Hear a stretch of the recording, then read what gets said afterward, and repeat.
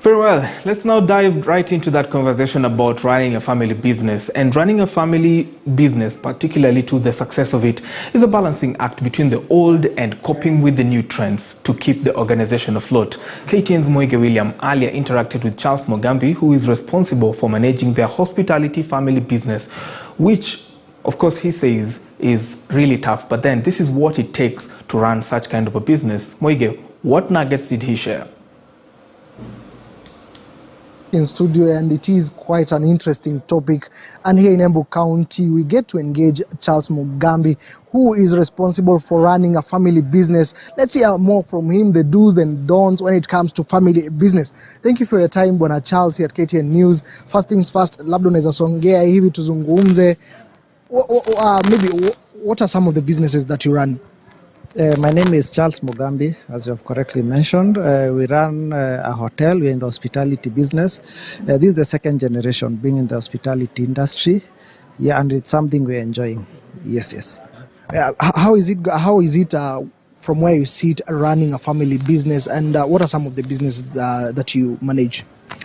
Yeah, there are both challenges and advantages. Right now we have a hotel in Embu Town. And this is Hotel Elsos. We offer accommodation and restaurant. Yeah, the challenges are there, but there are also advantages. Some of the advantages is that you have accumulated experience of a period of time from the first generation to the second. So you have been able to build a brand that people can trust, and definitely the experience that comes with running a business for a period of time. Among one of the greatest challenges probably is transition from one generation to the other, because different generations have different expectations and ways of doing business. So transitioning from one generation to the other, I think, is one of the biggest challenges when it comes to a family business. Yes. Maybe my last question before I let you go. When it comes to business, family business, are you only dealing with hospitality accommodation only? Is there any other business that you have that you manage? And what are the do's and don'ts when it comes to running a family business? Yeah, definitely. With the other business we manage, with time we have gotten into outside catering. From requests from our customers, a lot of our frequent customers like our services here, so they request us to take them closer to them, which we have been doing for the last 5 years, and it has really grown, and we are thankful, especially to our customers, and definitely to God for keeping us this far. Some of the do's in our family business is that you don't have to reinvent the wheel. What people have been doing and it has been working, I think it's always good to continue with that. But also it's a disadvantage because now with the change of generations, people expect different things. So also changing becomes difficult, especially where systems, practices, and a norm has been set. But that's something we are trying to fight with time. Definitely must keep on with the trends that are on at the moment. Thank you for your time here at KTN News. Well, there you have it from Charles Mugambi, the one responsible in running the family business. They are dealing in hospitality, and you have quite clearly gotten from him the do's and don'ts when it comes to running a family business. Sorry for that. I'm Moige William, and I'll take you back to studio. Many thanks, Moige William, for that. That's very interesting. I mean, you don't have to reinvent the wheel. My guest in studio, Sam Kibara, has just been telling me that, yes, you really actually do not have to reinvent the wheel.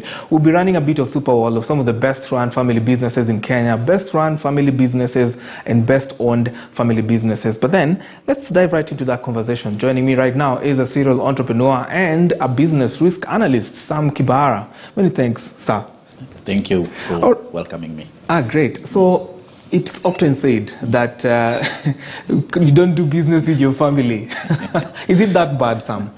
Well, I can understand the statement, but I don't think it's that bad. I think it all depends because, truthfully speaking, all over the globe, all businesses are family owned because they were started by someone. Very few businesses were started by many people together. Okay. But more often than not, you find even the big businesses today, they are still family owned. When you look at Microsoft, when you look at, they all started from a family owned space and then moved on to being family run up to a certain point when they were now, commercialized and all that. So I think the statement is true to the fact that when the business is young, you have to look for the cheap labor that is around you, the family and all that. But as business grows, then you need to make it more corporate, make it more professional, so that it can actually survive and be more sustainable. You throw in some very interesting words there: family run and family business, yes, and family owned rather. What is the semantics? What's the difference? The difference is very easy, and even as we look at even our country, Kenya, the issue is we can attach even the big businesses, the big banks, the big insurance companies, we can attach them to certain families. So that is family owned. But that does not necessarily mean that they are necessarily Family running. run. Okay. Yes. Amazing. Yeah. Well, in that case, let's talk about succession, because that is where normally the problem comes in, and the time when the patriarch or the matriarch now wants to hand over the business or the empire to the proteges, there's normally a problem. Why is there challenges, particularly in succession? I would say this. I would quickly run through the three main challenges of the family business. The first one is actually governance, where the balance of the power and the authority within the business. The second one is the culture and ethics, which is very much of how do we do businesses around here. And then as we move to the last one is the succession, which is what you are actually asking. How do we move from this generation to the next? Now, you find that the patriarch or the business owner is actually the vision carrier. They are the ones who know all aspects of this business. Everyone else who comes after comes and understands a small aspect of that business, and more often than not, they rarely understand the whole. So if there is no intentional and deliberate move to ensure that there is this one person who is prepared to understand the whole aspect of the business, then you find that succession becomes a challenge, and there is more often than not nobody who is ready once the vision carrier exits. That's what really bedevils family businesses. And with regard to succession, huh? Yes. Great. So, top of mind, which are some of the best run family businesses, best run family run and also family owned businesses in Kenya that you know of? Of course, majority of them are dominated by the Asian community. We'll also be running a bit of Super Walls just for your understanding as the viewer. But some of them that come top of mind for you, Sam. I think it's if we go to the financial sector, is a good area. We know that the Degwas family owns quite a bit the ICA rounds. They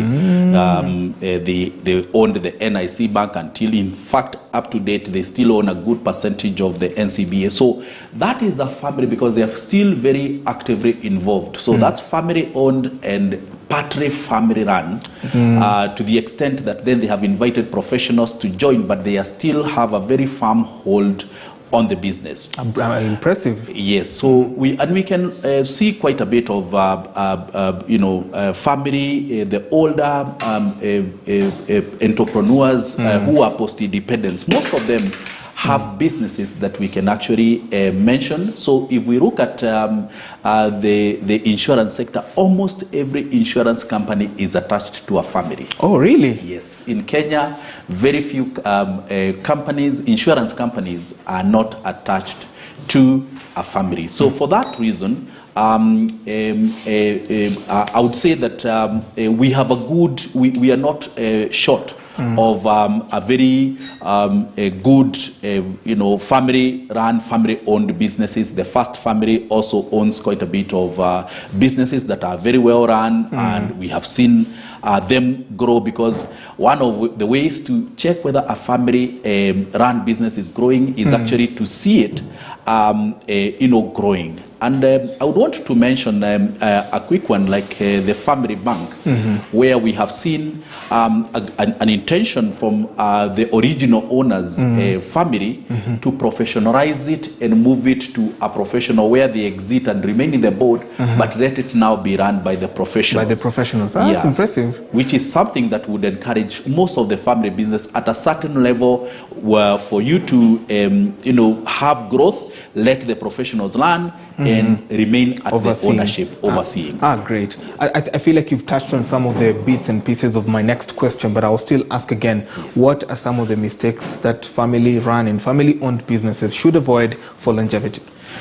Thank you. I think, like I have just mentioned, when we run businesses for two things. One, we want the business to grow and become bigger. And we also want the business to learn and become sustainable, to become a viable and a going concern to the extent that tomorrow, whether the owner is there or not, they can continue. Now, one of the biggest issues is, I'll go back to the three things. When it comes to governance, it's important to balance a power and authority within the business. What we mean by that is the people who own have the power. But the authority needs to be with the people who can make decisions, because they perhaps have the expertise, maybe the financial people, the HR people, and all that. They have the authority because they have the expertise. Then the culture and ethics. Sometimes you will find that family-run businesses will take the culture of the family. So you will find how people do things is more or less how they do it in the family. And then lastly, as we said about succession, we need to start allowing ourselves to be uncomfortable, to let people learn things, even if they don't do them as good as we do. It is important for them to do that so that it can be business continuity and sustainability can be achieved. Let people experience what it would be like when the vision carrier or the business owner is not there. And I think for family-run businesses, I would challenge the business owners to exercise opportunities where they withdraw from the business and see how the business can run. Take a 1 month off from the business. Let's see how it goes, so that you can be assured that the business will run after you exit the scene. And that's a tussle. That's another. That's another conversation for another whole sitting. Yes, it is. Many thanks, Sam Kibara, will be speaking to us about how to successfully run a family business. Would you do business with your relatives, with your family, with your mom and your dad? Many thanks for joining us today on this conversation. I am Brian George Otieno. Up next is News Center. Enjoy the rest of your viewing. We meet tomorrow, same place, same time. God bless.